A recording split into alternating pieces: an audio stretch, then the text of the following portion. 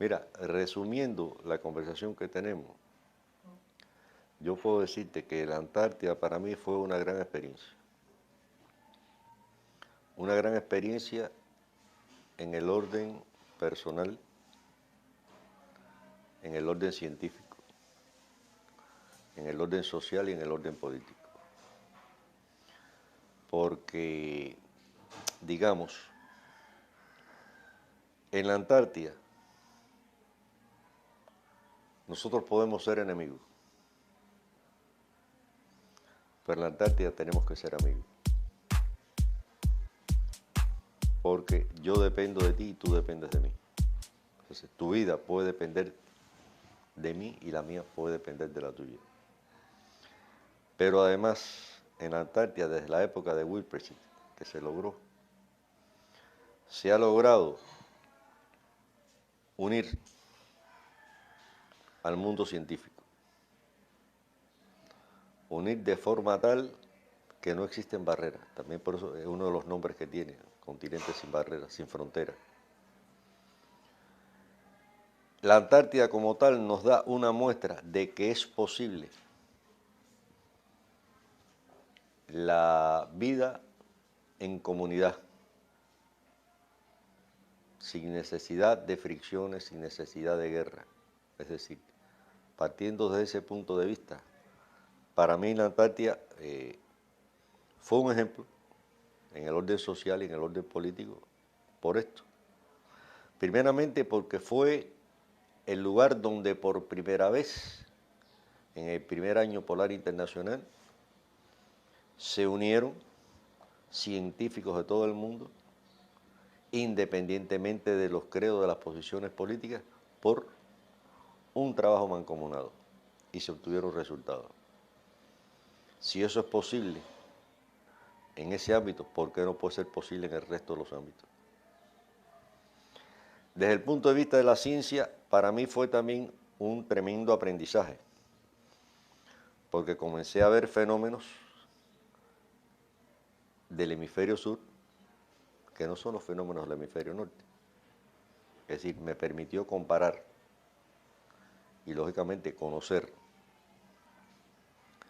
En el orden personal también me dio la posibilidad de probarme. Recuerdo, por ejemplo, que en mayo, cuando se iba a Galkin, sí fue en mayo, nos preguntaron, ¿ustedes se quedan o se van? Porque teníamos la posibilidad de regresar. La situación era muy difícil para nosotros desde el punto de vista físico, desde el punto de vista sentimental. Sin embargo, dijimos, nos quedamos. Si nos morimos, nos vamos a morir aquí, porque no te voy a decir que no tuvimos miedo. Eso, lógicamente, con el tiempo se va sobrepasando. Y el miedo que teníamos a no poder resistir. Pero la vida nos enseñó que sí se puede resistir. Que cualquier persona con un estado físico normal, ¿no? Buena salud, puede ir y estar en la Antártida. Que es difícil, pero que uno puede adaptarse y puede hacerlo, que no hay que tener miedo, porque todo eso es posible. En el orden científico, te digo, me interesó muchos aspectos que vi, como fueron la formación de los icebergs, la formación de las grietas, las auroras, el comportamiento de las precipitaciones, que por ejemplo allí en Malayosna, hasta el 83, la única precipitación líquida se había dado durante una hora en el año 1956, cuando prácticamente inauguraron esa estación. Todo había sido precipitación en forma de nieve. Es decir, son cosas que uno no ve. Hacer como los niños, ponerme a jugar en la nieve, tirándole bolas de nieve a mis compañeros, otros tirándomelos a mí, jugando. No sé si eso podrá salir, pero por ejemplo, echando carreras de cucaracha. Ver cómo la cucaracha es un animal que sobrevive allí. Sobrevive allí. Y cuando yo empecé a matar a un ruso me dijo, no, no, no, no, no, no vamos a matarla, vamos a echar carrera. Salíamos para la nieve, hacíamos unas pistas, las poníamos, empezaban a correr hasta que llegas así, ¡bam! Y se congelaban y no seguían. Ver el proceso, la importancia de la alimentación. Cómo es importante. Digamos, yo aquí me tomo un té caliente, hirviendo, y nada. Ahí me tomaba un té caliente y me sentía todo el cuerpo caliente. Pedrito, relacióname estas dos, una frase que te voy a decir que dijo Fidel. O sea, Fidel al principio de la revolución dijo que Cuba sería, o sea, mirándole ya con esa visión futurista, Cuba sería el futuro de Cuba sería un Futuro de futuro hombres de ciencia y de pensar. Exacto. Y la presencia de los cubanos en la Antártida. Búscame una relación entre esas dos. No, mira, yo te decía al principio, cuando hablaba de nuestra participación en la Antártida, que partíamos de la base de ese planteamiento de Fidel. Cuando dijo que Cuba sería, el futuro de Cuba sería un futuro de hombres de ciencia y hombres de pensar. Y que eso ha sido una línea consecuente a través de todo el tiempo. En ese caso, nuestra participación en la Antártida estuvo dado precisamente por hacer ciencia, por aprender ciencia, por ver cómo esa ciencia podía ser aplicada. No te voy a decir que no existieron detractores, que no entendían el por qué. Yo tuve que enfrentarme a alguno de ellos, ¿no? Y enfrentarme con argumentos elementales. Nosotros estamos en el hemisferio norte. Bueno, pero es que la mayor parte de las estaciones en la Antártida pertenecen a países del hemisferio norte. Países desarrollados, países millonarios. ¿Por qué? Bueno, nosotros lo hacemos por la ciencia. Ellos, además de la ciencia, lo hacen por las apetencias que tienen de apoderarse de territorios que son ricos desde el punto de vista mineral. Pero nosotros lo hacemos por la ciencia, porque a partir de ahí se pueden tomar toda una serie de elementos que los especialistas, por ejemplo, yo en contaminación aprendí, sí, yo en contaminación aprendí lo que es una estación global de fondo de la contaminación, que había muy pocas en el mundo, que esa es la que te dicen, en el planeta hay tanto en tal lugar, que es el lugar más puro. Todo lo que sigue el resto del resto del planeta son incrementos que se han dado, ya sea por la propia naturaleza, fundamentalmente por el hombre.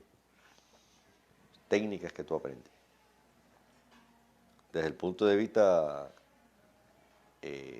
personal, ya te dije, el problema de la solidaridad, la necesaria solidaridad que tiene que existir ahí. Ahí no cabe el individualismo. ¿Crees que en el futuro, si hubiese la posibilidad, los científicos cubanos, y pudieran, ¿no? Por supuesto, debieran continuar yendo a la Antártida? Mira, personalmente, igual que te puedes encontrar algunos de los otros compañeros que fuimos, nos motivamos por la Antártida y las posibilidades científicas que hay ahí. Eso lógicamente tiene que jugar con los intereses del desarrollo científico del país. Para mí sería beneficioso incursionar en estos campos, sacar experiencia y ver cómo esas experiencias pueden resultar útiles desde el punto de vista de nuestras realidades. Por ejemplo, el niño, ¿por dónde camina? Cerca de las costas de la Antártida. La niña, ¿por dónde camina? Cerca de la costa de la Antártida. Es decir, ¿por dónde se mueve? ¿Por dónde circula? ¿Y qué importancia tiene el niño y la niña sobre el sistema climático mundial, inclusive sobre nuestro sistema climático? Eso los especialistas, yo no soy especialista de eso, pero me pongo a pensar, bueno, ¿valdría la pena estudiar eso? ¿Valdría la pena ver más directamente, porque se conocen las repercusiones que tienen el niño y la niña sobre nuestro país, pero bueno, verlo más en detalle? ver los problemas de contaminación allí, a qué se deben, cuál es la contribución mundial, ¿no? Ver en la práctica cómo pueden ser mitigados toda una serie de aspectos que afectan al medio ambiente, porque ese es un laboratorio natural. Lo que va allí ha recorrido prácticamente el mundo. Bueno, hacer esos análisis, hacer esos estudios, ver cómo se puede proyectar. Y te digo, son muchos los que a nivel mundial están preocupados e investigan en la Antártida. ¿Por qué nosotros no vamos a investigar? Si tenemos los mismos intereses, si tenemos las mismas necesidades, adaptarlas a nuestras condiciones. ¿Qué nos interesa? Nos interesa este aspecto, vamos a analizarlo. Estudiar la geología de la Antártida, por ejemplo, para poner un ejemplo. Estudiar, no sé, la importancia que pueda tener, digamos, el krill o el plancton, que pueda repercutir en la cadena alimentaria, que inclusive a lo mejor puede llegar hasta nuestra región. Es decir, sería un aspecto muy amplio que habría que dedicarse a pensar, a analizar y crear fuentes, crear líneas. ¿Te das cuenta? Yo recuerdo, te repito, que Núñez fue una gente muy entusiasta y fue un iniciador de esto. Núñez estuvo en el Polo Norte y en el Polo Sur, en los dos, y fue un promotor de esto. Bueno, ¿por qué no seguimos ese camino? Para mí es importante, de la misma forma que es importante, como te decía ahorita, el preservarla, pero preservarla no solamente ahí, sino preservarla desde cada uno de nuestros países, desde cada una de nuestras actividades, por lo que eso representa para nuestro planeta, por lo que eso representa para la humanidad.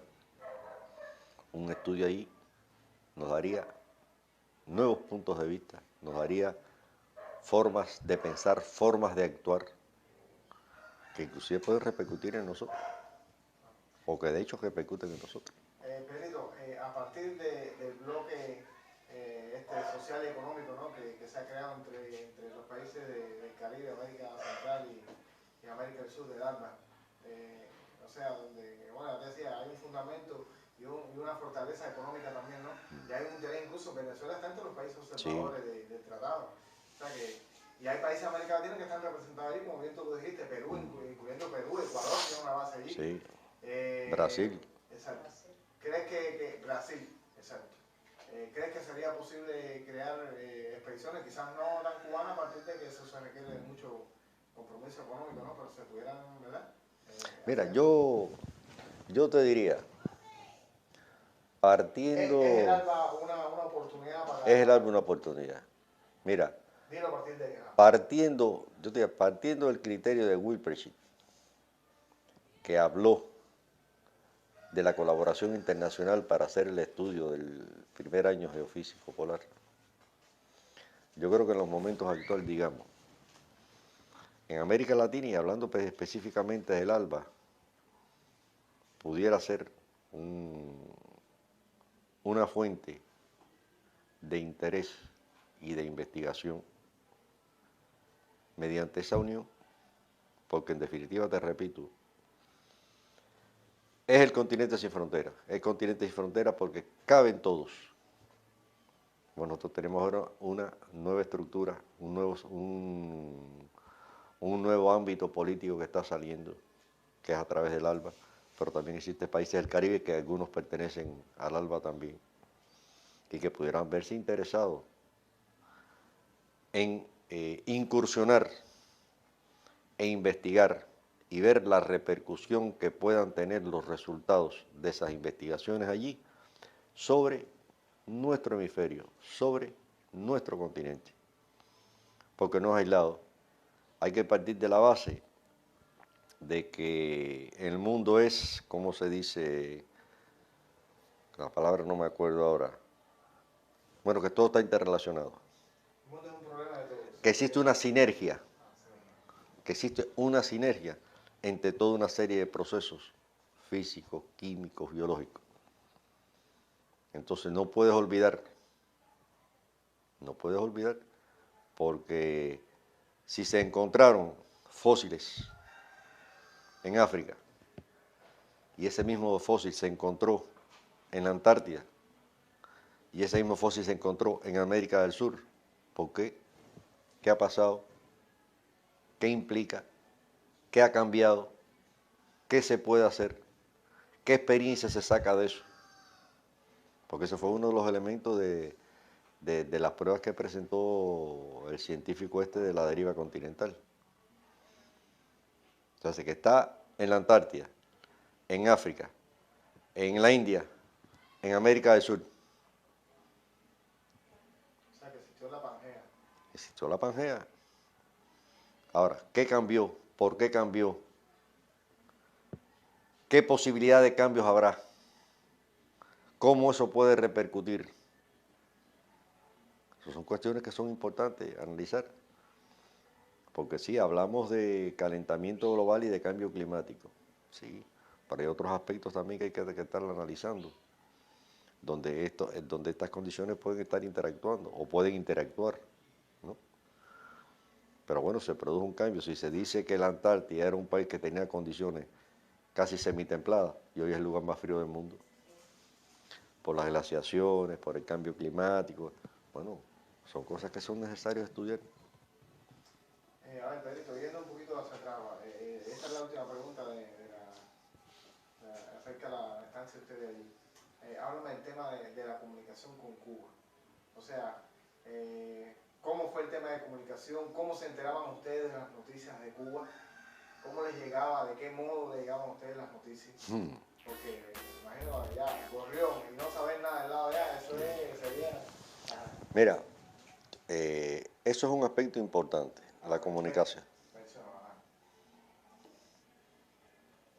La comunicación con Cuba fue un aspecto importante. Primero, nosotros lográbamos comunicarnos con Cuba por teléfono, vía satélite. Yo hablaba aquí con mi mujer, aquí a la casa la llamaba una vez a la semana, al instituto. Las cartas, mandé cartas o mandamos, desde el punto de vista epistolar, nosotros enviamos cartas en mayo con Galkin y recibimos respuestas en noviembre, casi a 20 días antes de regresar a Cuba. Las comunicaciones buenas eran normales, ¿no? Llamaba a la casa a conocer cómo estaban aquí, cómo estaban allá, en el trabajo igual. Allá se nos preguntaba cómo estaba esto, cómo estaba aquello, cómo era el tiempo que se hacía, con amistades fundamentalmente. Es decir, hay un aspecto que desde el punto de vista de una comunicación oficial nunca existió. La comunicación que existió allí fue comunicación entre compañeros. Inclusive nosotros estuvimos allí en el 83 y el primer reconocimiento en documento mediante un diploma lo obtuvimos en el 2009 a través de una ONG que es la Sociedad Meteorológica de Cuba. A nivel estatal nosotros no tenemos ningún documento que nos avale que estuvimos allí, en nuestros expedientes. Bueno. Sin embargo, hay constancia de los rusos, o sea, tienen ustedes algo... Sin embargo, tenemos constancia de los rusos, de que estuvimos allí, medallas, diplomas, etcétera, etcétera. Otro aspecto que teníamos para la comunicación era, bueno, la comunicación de qué estaba pasando en Cuba. Tratamos muchas veces de oír Radio Habana, Cuba, por la onda corta. No lo logramos, pero los soviéticos estuvieron buscando. Entonces, como oyeron hablar en español, se comunicaron con la Voz de las Américas, pensando que nos sirvió de mucho. Y a mí fundamentalmente me sirvió de mucho porque lo que ellos decían lo viraba a 180 grados y era lo que en realidad estaba pasando. Recuerdo, que ahí lo tengo en el diario, se hicieron unas maniobras, hicieron un bloqueo de los puertos en Nicaragua. Había la flota norteamericana interactuando, se habló de los aviones cubanos, los aviones norteamericanos habían echado para atrás, es decir, todas esas guaperías de los americanos. Y yo me preguntaba y discutía con Julio, bueno, ellos saben que Nicaragua y Cuba, si se meten con Nicaragua, se meten con Cuba, puede haber problema gordo. Pero me preocupa Granada. Por esto. Coño. Meses más tarde le metieron a... Y le digo, me parece que están tirando una cortina de humo con relación a Granada. ¿Por qué? Porque ese medio,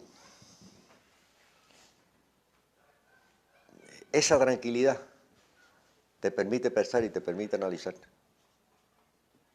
Y ya te digo, yo lo tengo y fíjate, cuando yo lo miro decía, coño, yo no es que pronostiqué, pero es que planteé mi preocupación lo que le podía pasar a Granada con 3, 4 meses de anticipación o con 5 meses. Bueno, cuando el problema es que ahí lo tengo escrito. Pero otros aspectos también, porque tú podías meditar.